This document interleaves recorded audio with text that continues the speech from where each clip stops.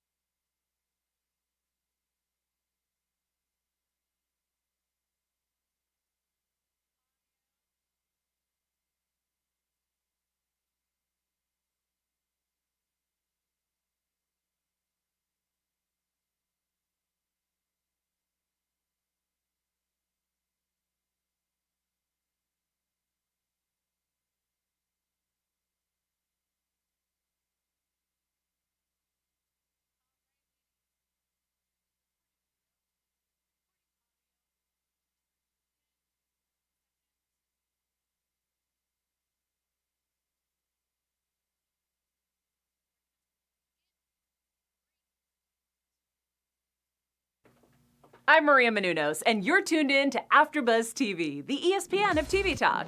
Now, let the buzz...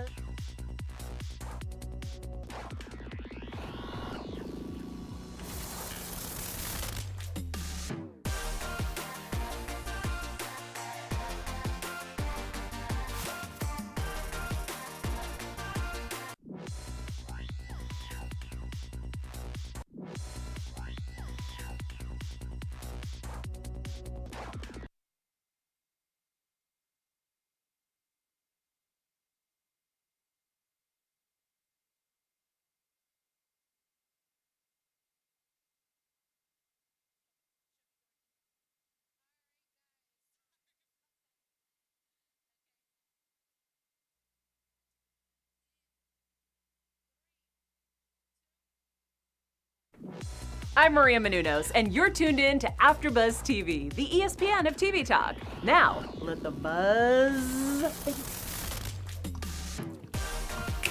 Hey guys, welcome back to the Good Trouble After Show, and yes, we're covering Season 2, Episode 9 and 10. That's right, Nochebuena and A Very Coterie Christmas here on the After Show. I'm your host, Chae Jones, but I couldn't do this without my amazing co-host to my left. She brings you all the news and gossip, Miss Lauren Hubbard. Oh, what's up, guys? Now, overall, how did you feel about these 2 episodes? Oh my gosh, it was hilarious. My favorite part was definitely the little Christmas gathering between the Fosters and Adams and their little drinking game. So Adams Fosters. Sorry. So, I love that little the playful banter and everything, and then just the parents kind of throwing jabs at each other. So I enjoyed it. Rock your Christmas on. Yeah, exactly. Well, I thought this was 2 amazing episodes. We're going to start with Nochebuena because it's a very big tradition in Hispanic culture that Jazmin and Gael are finally celebrating with each other because they haven't been able to for the last 3 years. And now that they both seem to be on, I would say be on the outs with their family, they get to experience it together. Right. However, Jazmin discovers that Gael's mom is contacting him, and she is not happy about it because in 3 years, not one of her parents has tried to reach out to her, and she calls him out on it because if you were to answer, you'd be right back in their good graces. Like with the flick. But me, I haven't heard from them in 3 years.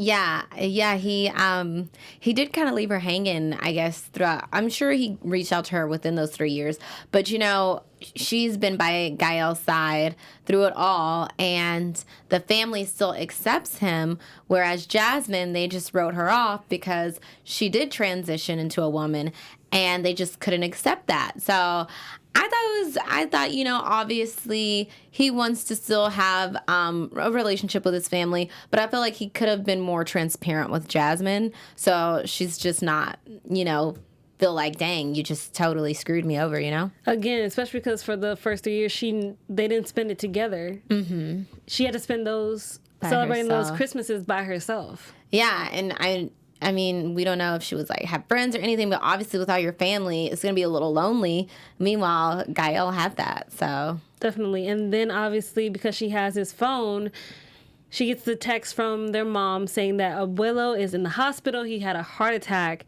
And Gael convinces Jazmin to go with him because abuelo would want her there. Mm-hmm. Like he came to your quince, he would want you there. But when they get there, Papi is not happy. He doesn't even say a word. He just walks out the room. Yes. I mean, to me, that was just so wow, you can't even put your differences or your pride aside when it's something as serious as a life or death matter. And your daughter came to pay respects to her grandfather and make sure even that kind of the parents are okay, And he doesn't even acknowledge her. That's pretty jacked up. And on one hand, I understand that, yeah, you lost a son, but you got gained something. A daughter. You gained a daughter. You gained something a little bit better. Your son, who he was, what you shared with him isn't lost. It's still inside Jazmin. Right. He's so focused on Alejandro and wanting Alejandro back that he can't see, yes, outside it's a different person, but on the inside it's the same heart. Like you said, they've shared all those experiences together, and even abuelo put his differences aside and gave Jazmin her dog tags, you know. So I was just kind of like, someone who's older than you, who's your father, can put his pride aside, and you can't even do it for your own child. I mean, granted, I think, like you said earlier, pride is a big factor, and pride is also one of the greatest sins. Mm-hmm. It's the biggest of and them downfall all. of men and women, obviously, but definitely, like that would be, pride would be your downfall over any other like deadly sin. Mm-hmm. Because unfortunately, you're just gonna put yourself on the own sword. You'd rather put yourself on the sword, than deal with it. Exactly, and suck it up, admit you're wrong, whatever, forgive. Yeah, I agree. Pride is a horrible thing to have. However, he and Jazmin have an understanding when the doctor comes and lets the family know that if they can't bring him back, in a sense, if he does have respiratory issues, should they resuscitate him or not? And Jazmin agrees with Poppy, even though Gael and the mom is just like, no, like, do it. However, Jasmine's like, abuelo wouldn't want that. He wouldn't want to live his life like that. Yeah. And it seemed like it brought them together. For a little bit. I feel like, you know, for Jazmin, maybe, but for Poppy, he was a little shocked that Jazmin agreed, but he still was very standoffish. I feel like it really took the conversation later on, you know, to actually have a change in him. Yeah, like she said, why don't you get to know your daughter Jazmin? Mm-hmm. I'm not asking you to forget Alejandro. I'm not asking you to suddenly bring me back into the fold. I'm just asking for you to give me, Jazmin, a chance to be in your life. That's all I'm asking. Yeah, I was glad that he finally accepted and said yes, that he would try. So hopefully, you know, we'll get to see a little bit of that relationship in the future, because he really should give Jazmin a chance. Well, after Abuelo finally wakes up, the first thing he does is he sees Jazmin on one side, Dad on the other side, and he takes each of their hands and connects them. Mm-hmm. And for a man who just woke up from a heart attack, that's the first thing you did. It's just pure wisdom. It's pure wisdom of realizing my time on this earth is limited. Mm-hmm. I don't know how long I have left, but if I can maybe help bridge this gap between my son and his daughter before I leave this earth, then I have truly accomplished something. Yeah, and I think just to see them kind of standing on either side of him, it was kind of like, wow, you know? So I think that was a nice little wake-up gift for him. Definitely, and I hope after, you know, into the new year, we can see Jazmin and her dad getting along, and like maybe just like the baby steps. Like, we're not asking for like giant things to be changed, just like baby steps. Exactly. So that's where we leave off Gael and Jazmin, because they totally left their Nochebuena from the coterie. They were gone all night. They were. They're done. However, Davia is still worried about getting the cookies baked for Mariana's coterie Christmas event that she's planning, and the oven is out and nobody can fix it. So Dennis offers an alternative. Yeah. Let's go to my house that just sold. You know, he forgot to mention that little part. I think he said it was an escrow. Meanwhile, you know, the new owners walk in. Yeah, after they got into a whole flower fight, and now they're in the baby's room looking at old artwork that he had on the wall. It was just a moment. It was. It's crazy. Like, obviously, him and Davia have this relationship that is so intricate. You know, he's let her into parts of himself, and anytime something with his child comes up, it's kind of touches your heart a little. You know, you see the art on the wall, like you said, and the fact that he shares that with her is so pure. I love the fact that he laughs with her. Like, it's not even a like you're trying to be polite type of. It's an actual full belly laugh, and I think this is the first time he's allowed himself to feel like a human again in that sense, and the fact that it's with Davia I appreciate. Right. But also, like you said, they get a little surprised. They do. So when you think your house maybe not so in escrow and you just happen to have a key, the new owners might just want to drop by and take a look at their new property. Right. And walk into the child's room and then decide to christen it. I'm just confused. Like, first of all, why do both of them have keys? Why were the locks never changed? Like, was this never thought out?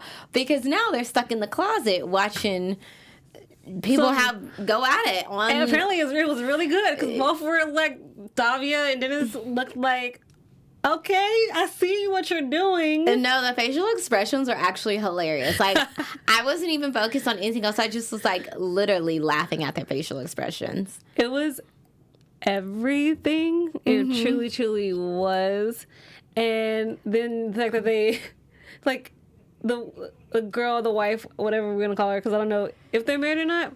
She's like, come on, if I'm going to finish, I'm going to finish in our bedroom. Yeah. I mean, you're a woman. Yeah. Just real quick, in case you didn't know, you're allowed multiples. You could have finished and then went to your room to finish again. I'm going to toss that up in the air and make a suggestion out of that. Well, I think with all the noises she made, she might have like... It had a mini one, maybe. Maybe, maybe that was a mini one. She wanted to have the big O in her bedroom. I don't know. On the floor with not a stitch of... I mean, I carpet burn. I don't know. I would have had anyway. So after they escape, Dennis and Davia like turn off the oven. Sure do. Get all the cookies. Take all the cookies. I'm just like, y'all need to get some type of monitors if y'all can't hear all this going on in your house while you're doing it, Well, I mean, the fact that they are so enthralled with each other was also what made it that much more hilarious. Yes. Because while all the screaming is happening from upstairs and they're not... I mean, it probably went through their subconscious. Mm-hmm. But they were happy what they were doing. So I'm really not going to check what's happening right now. Like, can I at least finish mine? Exactly. That's and pretty then I'll much come investigate. Yep. That's the feeling I got. And then I love the fact she left 2 little star cookies for them. I know. I was like, girl, they're going to come down like, where did these come from? Like, was it so Santa? Confused. I don't know. Santa wanted to thank us for our work. Clearly. They sure did. They christened the house, though. Good for them. Another person who is working through some things in this episode is Malika. She goes back to her mom's church. And she ends up giving Dom her mom's Bible that she has had for years. But she's also still coming to terms with her visions of who her mom was. Yeah. And what her experiences were. Because you see things differently as a child, and then when you get older and you look back on them, on one part you can understand, but that doesn't mean that the hurt's gone. Right. No, yeah. The flashbacks are very interesting. They gave us a little more... background, insight into her life as a child, which was kind of crazy because obviously she was so young and she didn't really know exactly what they were saying about her mother at the time. She just knew that 3 church ladies were kind of staring at them and judging them. But, oh no, like... I feel like as a child, even I would have said, "Stop talking about my mama." Like they were so disrespectful. I was just really were. I'm like, and y'all in church? Like, I mean, let's be okay. I said this, I want to say last week, but let's be real clear. Like, as much as I do love my religion, it is one of the biggest hypocrisies. Just it is.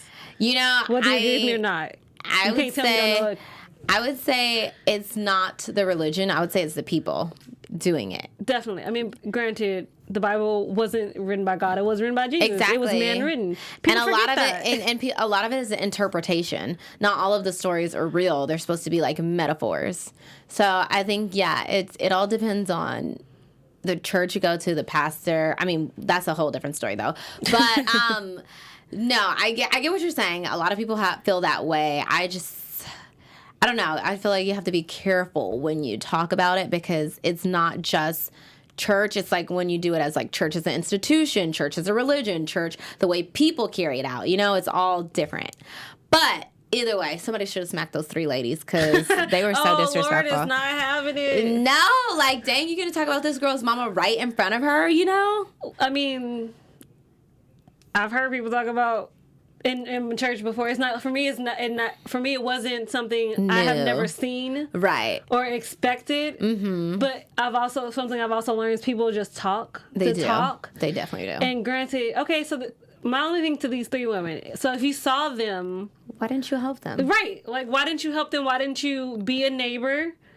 A godly friend, do something to help the situation. Yeah, because you see, if she, she really was a crackhead, why didn't you say, hey, let me babysit your babies for the day. Let me make sure they have a nice home-cooked dinner, something. Instead, they're just like, key. Can you believe, like, they're wearing, like, their clothes are dirty? I know. And it's like, I get it if you want to talk about the mom, because she did come in there like that, but don't talk about the kids. They have no control over that.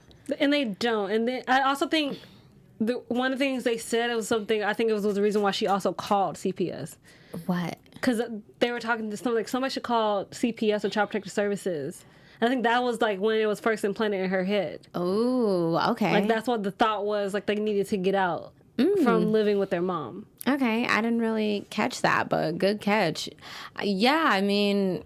It was definitely a rocky situation for them as kids, but I feel like even other people in the church, if they saw that she was going down a spiral, even someone else could have stepped in. But I think it's so easy for a lot of people. It's so easy to say, and while it is the Christian thing to do, only certain people will actually do it. Like, that's just a fact of life, or wherever you go. It doesn't matter even what church you go to, whether you're Catholic, Judas, Buddhist, I don't care. People will only do what they think is right if it only benefits them. If there's nothing to benefit from, they will look the other way. They will not participate. I wouldn't even say benefit if they're not comfortable with it. If they feel uncomfortable taking in these strange kids, they might think, oh, those kids they were raised by a crackhead. Let me not put them with my kids, It's just all kind of thoughts that go through people's heads. I mean, it's hard when you grow up like that. I grew up like that before I got adopted. So, like, I see both sides of everything. I've always liked to play devil's advocate in situations like this. So when it comes to that situation, somebody could have helped. But I think even though they didn't, she still ended up to be who she needed to be. Yes. Malika is who she needed to be at this time. Like we always say, God puts you through certain things because he knows you can handle it. He never puts something too heavy on your shoulders that he knows you can't handle. Yeah. So you're meant to come out stronger at the other end. That is true. So preach. I will just, leave it at that. That's my sermon for today. Oh my God. That was my sermon. I've also been watching a lot of Medea, unfortunately. So, like, oh my gosh, all the spirits and the wisdom that I've been taking in. Because sometimes you just need certain advices from other things. Like, for me, television was always like my church. I learned the lessons of life from watching TV. So that was just me growing up. So that's why one thing I do love about Good Show is the fact that they're also highlighting and putting a shine on certain situations and topics like this, because people who are watching now, maybe they're going through the same situation or their past is the same as Malika's, and they don't really know how they should feel. Should they feel guilty for having a hand in a way blowing up your family, or should they take it as the blessing that it was for you to come out, for you to now be connected with your brother again, for you to have a great man by your side? Now she has a relationship with her father, and have a relationship with your father. Like, it was all meant to lead you to a certain point. Whether you knew where the road was leading you or not. It came full circle. It comes full circle. You also have to think of it like that, too. You can't just see it as a failure of your life, that this is the moment where I failed. And I've been trying to make up for it ever since. Yeah, and I feel like she really has. She has to come to terms with her decision and just kind of move forward, because you can't go back. You can't undo it, you know? You got a time turner. This ain't a time loop. I mean, I can't help you. Yeah, but I did love how you mentioned that after everything, she did give the Bible to her brother, because she knew, obviously, they had a kind of better and closer relationship, even though the mom did put him through a few things, you know. He really did appreciate that Bible, so I thought that was a beautiful moment, too. And he's still not ready to have a relationship with his dad. Correct. Which is okay, but I feel like I want to see Dom get to the place of, okay, I've heard my mom's side, now I have to be man enough to hear your side and then decide where I'm going to be at the end of it. Yeah. Because there's technically there's three sides to every story. There is Your side, my side, and the truth. Mm-hmm. Whether they line up, we'll find out. Yeah, I'm definitely interested to see if they ever connect. Because right now, Dom just seems so stubborn. So I don't call him stubborn, headstrong, prideful. Yeah, like that's just another term. Pride. Like, it's legit. It's pride. I feel like in he feels like if he goes to his dad, he's somehow portraying his mom and everything that he knew growing up. But he doesn't know. You don't know until you actually talk to him. Communication is very key. And the people who are having a lot of communication between both these episodes are the Adam Fosters and the Hunters, because the family just all connected. In so many ways. We have Jamie's sister married to Brandon. Callie's dating Jamie. And then the youngest brother, played by Spencer List, is I love the mom's response to Mariana when she first left. She was like, stay away from my son. Yes. Like, I don't need any more togetherness. I don't need you guys. Meanwhile, they don't even know. Mariana don't want their son. Oh, no, because Carter has another Adam Saucer in his mind. Yes, like, he does. Jude. Hey, Jude. Hey, Jude. Yeah, you know, slowing down Beatles reference Jude. in there. Oh, my gosh. Come on. All right. Now, that was kind of, I don't want to say it was a huge shock for me, because during this break, I guess this holiday break, I actually binge watched The Fosters, and let me tell you, that was an emotional roller coaster. But the last episode kind of does end off with what's the youngest son's name? Jude. And the Hunter? No. Oh, Carter. Carter. It does kind of end off with Carter flirting a little bit with Jude, but nothing was ever just fully, like he kind of wanted to express his feelings, but he was also afraid because of his dad and the whole masculinity thing. So I wasn't too surprised, but I was surprised to see how far it had gotten. Like, they were hooking up in the bathroom. I was like, oh wait, I didn't know y'all already had been seeing Apparently each other. They go to school together, so they go to the same school at UCLA. Yes. And things, Carter joined a fraternity, to appease his dad. Maybe he actually does like being in a fraternity. Maybe. But he also feels like he's hiding himself, which is true. Like, you're hiding a part of who you are from your parents and your family, and that's slowly, like, eating him inside. So he decides for Christmas, he is going to tell his parents the news. What better present would a parent want to hear in the Hunter household? I'm not gonna lie. I was like, wow, this is an interesting time to pick this, But I guess the whole family's here. Might as well. But even Jude was like, dude, I don't think that's the best move. Like, are you sure you want to do it, On Christmas. Exactly. Especially with everything else going on. Brandon's wife is pregnant. And Or not pregnant. You say or not pregnant? She's not pregnant.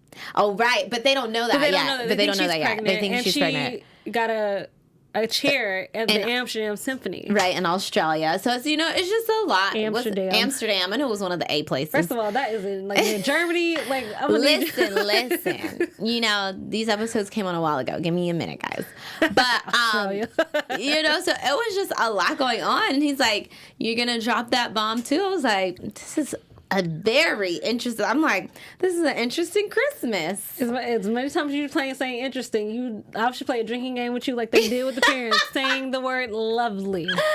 Oh my gosh. Like, guys, if you're watching, please leave a comment, or if you're in the live chat right now, let us know, like, if you would have turned lovely into a drinking game. And if I should have legit actually rewatched just so I could have figured out how many times they said lovely. Yes. It was definitely more than 10 between all four parents. Really? It's definitely more than 10 between all four of them. Do you know how many, drinks that is? I would be refill. I think Callie finished hers. Jamie finished his.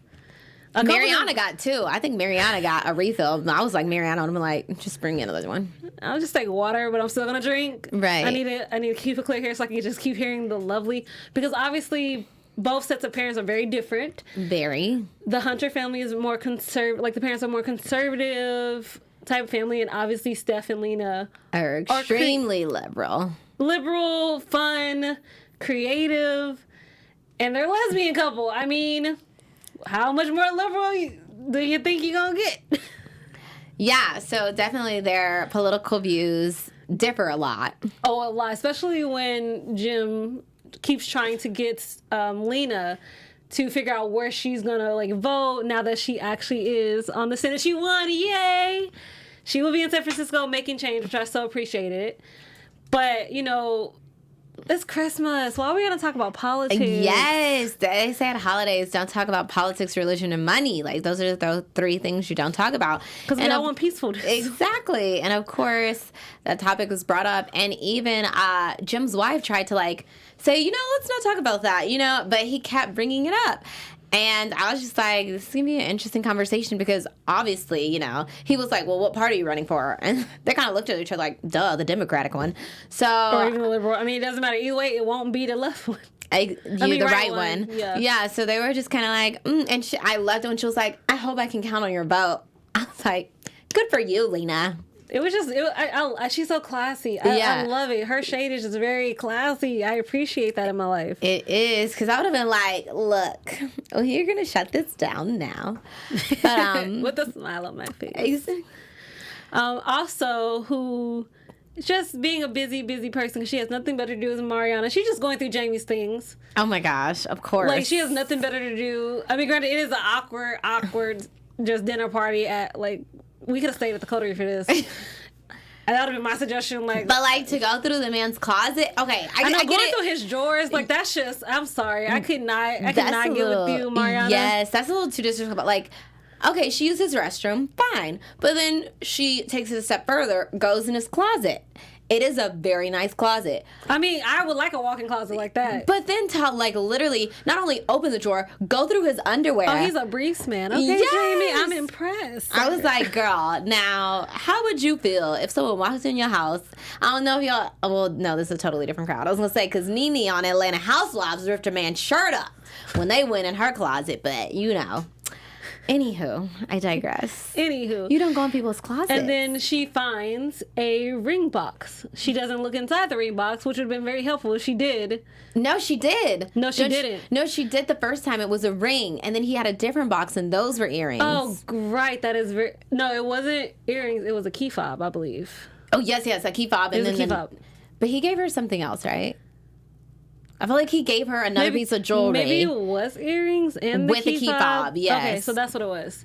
But it was because Callie tried to dodge this man the entirety. The fact that the Christmas event got moved to the coterie, and it looked really well put. Like how everything was done, how they used each section of the coterie for this purpose. I thought that was super cool. Yes. And she was running. She ran down halls, and then Mariana got a text from Brandon saying she knows, and she just went on her own little elf hide and escape. She went into like little Santa's house, and yes. Why is Evan just hiding in a Santa house? You know, I mean, granted, I feel like he was doing it to get away from everybody, so that's completely actually understanding for him. But you're just chilling out, a grown man in a Santa house. That actually does not surprise me. The way they make his character, you know, I'm just like, all right, Evan, what's next? I'm just kind of like, what's next? But right now in the situation for Mariana's character, her and Raj are not speaking to each other. They are technically still together, but not. They're like on a break. He's in India for the holidays, and she's trying to just post and post and post to get his attention. To get his attention, to get reaction, to prove she's not selfish. And granted, what she's doing is great, but you're only doing it because it benefits you.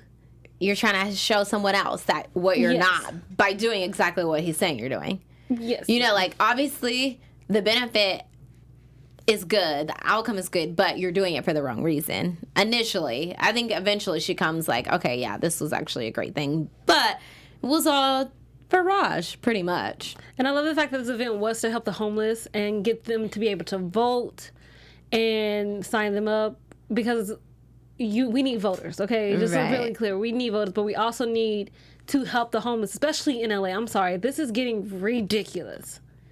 Girl. It is getting so ridiculous. The population is rising every day for homelessness. And gentrification is rising every day with higher prices for no reason. I'm sorry. I was saying this for last week's episode about gentrification that was happening on the show, but I don't care that you're building a better, newer, bigger, high rise, like high rise of an apartment. I just don't care, especially when your prices for a 1-bedroom are like $3,000. That most of the people here cannot afford. And half the people that do pay it are living outside of their means, if we're being honest. Definitely. Especially if you have 4 or 5 roommates. You really can't afford it if you think about it. How are all of y'all staying in a 2-bedroom? But anyways. But I mean, that is a fact. Like, they Yeah. are gentrifying, and then like they either pay you so you can get out, or they say, oh, you can still work here, but you're working minimum wage, and then you're living out like in Culver City or near LAS and Inglewood. Like, you're living further than the job you're trying to get to. Right. The commute is so far that it's like, okay, I'm making minimum wage, but I'm paying $4 in gas, spending an hour on my commute. In traffic. Yeah, so it's crazy. It's crazy out here, guys. Don't move here. I just moved to Santa Clarita Valley. Okay, I will just leave it at that. And you guys in the chat are awesome. I have Fly Chick 86. I have this 422 in the chat. You guys are awesome. And they are, Fly Chick says she actually sometimes thinks about drinking games. Okay. What kind of drinking games? Let us know. We don't need, like, that's where, let's leave that for the after show. For Leave later. it in the comments. Leave it in the comments. Because apparently Lauren wants to know. She needs I to want to know some new information. drinking games. And I love this overall holiday special. Bradley did such an incredible job with directing these 2 episodes and, you know, showing us where we're at. But a question for you, because people in the chat have been commenting, and I need to know your thoughts on this. Okay. So, do you feel this episode was before our sister breakup that we've seen now in these episodes currently, or after? Okay, that's a great question, guys, because I was trying to figure it out too. From the looks of it, it kind of seems like Callie is already staying with Jamie. So that has me a little confused. But Mariana and Callie also seem to be getting along really well. So I don't know. I feel like maybe it was after the whole breakup and they just decided, hey, it's the holidays, our family's coming to town. Let's just be nice. Let's just, let's be friends. And let's not let them know that we are having whatever we're doing. Right, sister issues. Yeah, I would say that. Okay, so, like, I definitely can see why both people are saying it was before, because of the key fob situation, him giving her the key fob, and then she using key fob to get into his apartment, and episode we see now. But granted, she could have just got the key fob from the front desk and walked into his place. Because they know her, so they let her in. Definitely. Just like how they let Gael in, even though it was supposed to be Mariana. And I just can't. That's a whole other conversation. But overall, this was amazing. And guys, don't forget, if you want to win one of these Good for Trouble paddles that we have guests coming in from the show, writers, directors, actors coming in. They will sign these paddles. Remember, we're giving away 5 this season. So on the 18th episode after show, will we be announcing them live on air? So how do you win one of these amazing paddles, you say? Do you want me to tell you? Or you want to go tell, please, Lauren, tell the people. You're the gossip. Oh my gosh. Okay. So make sure you watch our episodes first and then leave a comment. If you're on YouTube, give us 5-star, subscribe to our page. If you're watching on iTunes, make sure you leave maybe your Instagram name or email, something so we can contact you so we know where to send the paddles. Also, unfortunately, Chae does not do international shipping. I say it every season. Granted, there's been 2, but I'm repeating myself one more time. I unfortunately don't have the monies to ship internationally. So within the U.S. But we love you, regardless of where you are. Thank you so much for tuning into the Good Trouble After Show. And we just want to say thank you guys for making us the ESPN of TV Talk. And like Lauren said, if you want to show your love, give us 5 stars on iTunes, leave a review, leave a comment, give us a thumbs up here on YouTube, because we literally could not do this without you guys. But Miss Lauren, do you want to tell the people where they can find you on all social media platforms? Yeah, so you can find me on Instagram at Lauren the Truth. You can check my website out, lauren-patricia.com. And you can check us in about an hour and a half because we're going to cover the next Good Trouble episode. And you guys can find me at Real Chae Jones on Twitter and Instagram. You can also find me at Disney News Weekly on Popcorn Talk. See you guys later. Bye. Our founder, Keven Undergaro, and me, Maria Menounos, would like to thank you for tuning in to AfterBuzz TV. Remember, we're not just the first, we're the biggest in the world, and we're the only destination for all your favorite TV shows. Whatever you crave, we've got it. So go to AfterBuzzTV.com and check out our lineup. Buzz you later. The views expressed herein are those of the hosts only and do not necessarily reflect the views of AfterBuzz TV or its owners or principals.